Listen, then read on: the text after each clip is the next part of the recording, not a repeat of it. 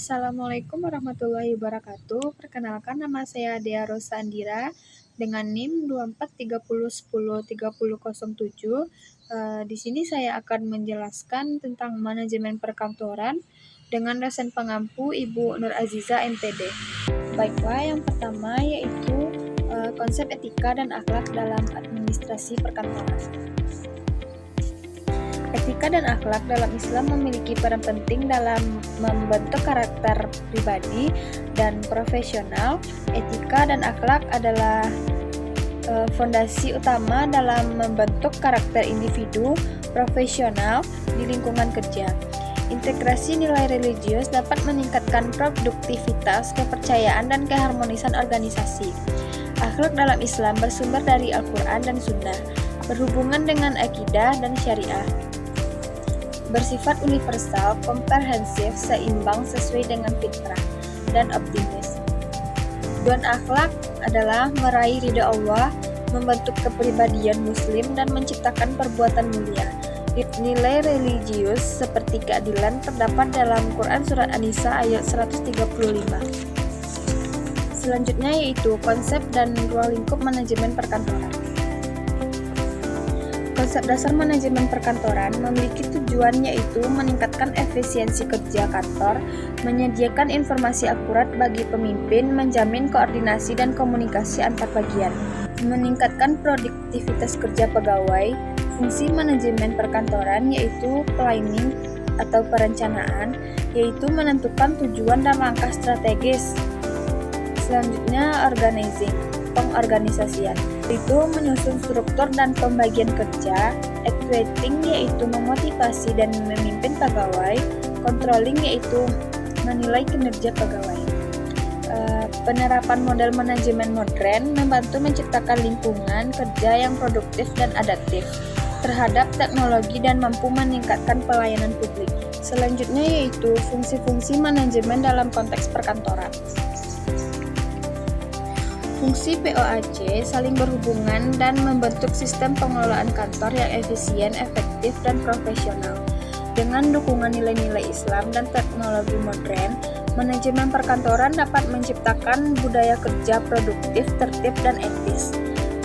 Perencanaan data kurang akurat, perubahan cepat, gunakan teknologi dan rencana adaptif. Pengorganisasian tugas, tumpang tindih, susunan job desk, perbuatan koordinasi, pengarahan, motivasi rendah. Nilai yang terkandung dalam perencanaan yaitu Quran Surat Al-Ahzab ayat 18, yaitu pentingnya visi masa depan. Selanjutnya yaitu perangkat lunak, pengelolaan dokumen dan data. Perangkat lunak pengelolaan dokumen dan data merupakan aplikasi komputer yang digunakan untuk membuat, mengedit, menyimpan, dan menganalisis informasi berbentuk teks maupun angka, seperti Microsoft Word, Google Docs, WPS, Twitter, pengelolaan data, Microsoft Excel, dan yang lainnya. Berfungsi sebagai pengolah dokumen dan pengelolaan data, pemanfaatannya harus disertai dengan peningkatan keterampilan digital dan keamanan data agar teknologi memberikan manfaat yang maksimal. Selanjutnya yaitu sistem arsip digital dan manajemen berbasis data. Sistem arsip digital berbasis data, inovasi dalam pengelolaan dokumen yang memanfaatkan teknologi informasi untuk meningkatkan efisiensi dan efektivitas administrasi. Arsip digital berfungsi sebagai sistem penyimpanan modern yang mencakup dokumen elektronik, keamanan, dan klasifikasi. Penerapan sistem arsip digital merupakan berbagai manfaat, efisiensi kerja, hemat ruang dan biaya, serta kemudahan akses data dengan cepat. Selanjutnya yaitu identifikasi masalah administrasi dan teknik analisis akar masalah atau root cause analysis. Proses ini meliputi pengamatan gejala, pengumpulan data, analisis data, dan penentuan masalah utama. Tujuannya adalah untuk meningkatkan efisiensi kerja, menemukan solusi yang tepat. Teknik analisis akar masalah digunakan untuk menentukan penyebab mendasar dari satu masalah agar solusi yang diambil benar-benar efektif. Langkah-langkah RCA meliputi identifikasi, pengumpulan bukti, dan penemuan akar penyebab. Selanjutnya yaitu teknik supervisi, staf administrasi, dan penyusunan instrumen evaluasi kinerja.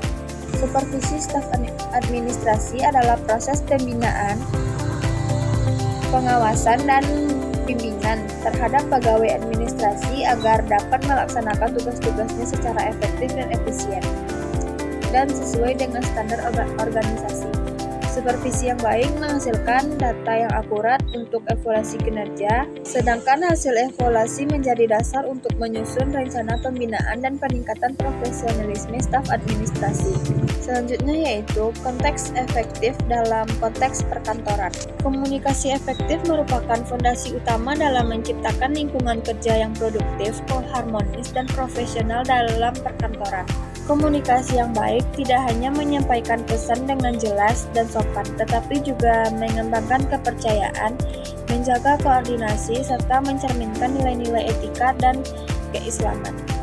Melalui komunikasi yang efektif, setiap anggota organisasi dapat memahami peran dan tanggung jawabnya, menghindari kesalahpahaman, dan mempercepat pengambilan keputusan. Selanjutnya yaitu korespondensi dan etika berkomunikasi. Dan surat menyurat yang dilakukan secara formal antara individu maupun organisasi dengan tujuan menyampaikan informasi, permintaan keputusan, atau instruksi secara tertulis sesuai kaidah administrasi dan tata bahasa yang resmi. Alat berkomunikasi administrasi yang mencerminkan profesionalitas dan kredibilitas.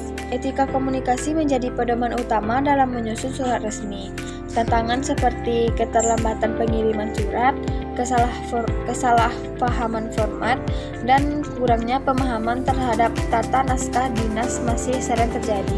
Selanjutnya yaitu perencanaan kebutuhan SDM dan sarana prasarana. Perencanaan kebutuhan SDM dan sarana prasarana merupakan langkah strategis dalam manajemen perkantoran untuk memastikan tersedianya tenaga kerja dan fasilitas yang sesuai dengan tujuan organisasi. Proses ini melibatkan analisis kebutuhan jabatan, kualifikasi pegawai, serta evaluasi sarana dan prasarana yang mendukung efektivitas kerja. Dengan perencanaan yang matang, organisasi dapat menempatkan SDM sesuai kompetensi. Selain itu, pengelolaan prasarana yang baik menjamin kelancaran operasional, meningkatkan produktivitas, dan menciptakan lingkungan kerja yang aman, nyaman, serta berorientasi pada kinerja optimal. Selanjutnya yaitu penganggaran dan alokasi sumber daya kantor. Penganggaran dan alokasi sumber daya kantor dalam mewujudkan efektivitas dan efisiensi administrasi perkantoran.